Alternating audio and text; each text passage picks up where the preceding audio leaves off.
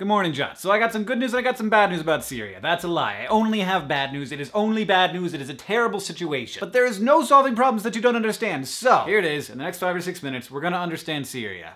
At least more than we did before. Alright, let's start at the foundation of Syria. A bunch of Western powers are introducing the idea of nation states to the rest of the world. They draw a shape on a piece of paper and say, this shape shall be Syria. Inside that shape are lots of different sorts of people who have various degrees of historical and social ties. There are Christians and Druze and Sunni Muslims and Alawites, and of course pluralism does not necessarily breed violence, but let's just wait and see. Fast forward to the Cold War. The first world of the USA and the second world of the USSR are nabbing up alliances with the third world of everyone else. Russia nabbed Syria. Through a combination of diplomacy and giving guns, they helped the ostensibly socialist Ba'ath Party take control in Syria. The Ba'ath Party was run by Alawites. The leader was a guy whose last name was Assad, the father of the current Assad. And even though the Cold War is now over, though apparently no one has told the United States defense budgets, Russia continues to be closely allied with Syria and relies on Syria for its sweet warm water ports, which Russia lacks because it is Russia. In the years since the Ba'ath Party took over in 1970, Syria has become kind of a segregated place. The scholarships go to Alawi children, government contracts go to Alawi businesses. There are literally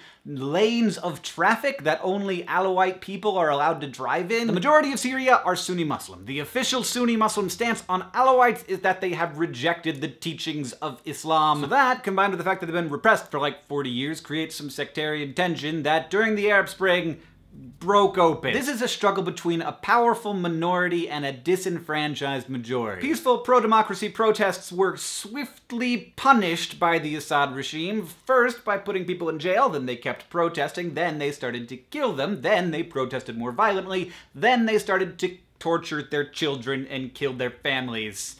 It's bad. Then a big hunk of the army defected and became the Free Syrian Army.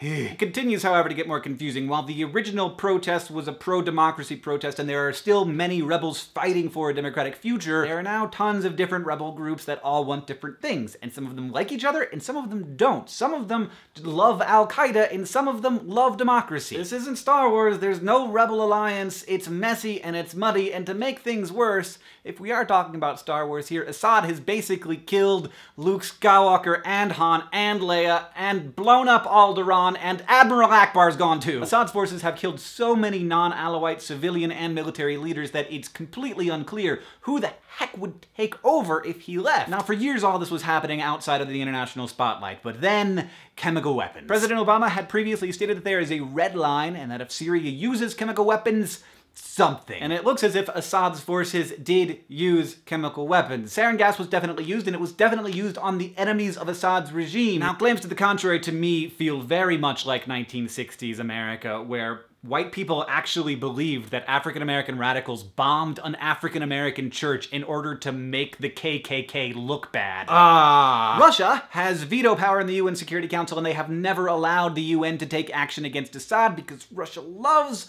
Assad, and he's the only ally they have in the Middle East, and those warm water ports. Now, Obama wants to enforce his red line, even without the UN support, and the American people are like, oh God, no, not again, no! So the president's like, well, once upon a time it was Congress's job to decide whether or not we attacked other countries, so let's let them decide, which is funny because, as we all know, if Congress were on fire, Congress could not pass the Pour Water on Congress Act. Just like Russia needs Assad, Assad needs Russia, and so Assad is willing to do a lot of what Russia tells him to do, which leads us to John Kerry making the weirdest possible accidental act of diplomacy of all time when he was like, yeah, I mean, Assad could prevent us from attacking them, he could assuage us by giving us all of his chemical weapons. It's not gonna happen, but he could do it. And Russia was like, oh, hey, hi, oh, we can do that. This is nice for Russia because now they get to put on the well-mannered diplomatic hero hat, which they don't get to wear very much lately due to all of their corruption and dismantling of democracy and freedom. Plus, let's not forget that Russia blocking any possible action by the UN is why we are in this mess in the first place. Now, it's possible that Russia is just enabling Assad's stalling, and if it happens, it will be extremely complicated to collect a bunch of chemical weapons out of a country that is in the middle of a civil war. But it would be an excellent outcome to be able to enforce the international norm against chemical weapons, not have to blow anything up, or ask Congress to do anything. What it comes down to is that anyone who says that they know what we should do in this situation is either being disingenuous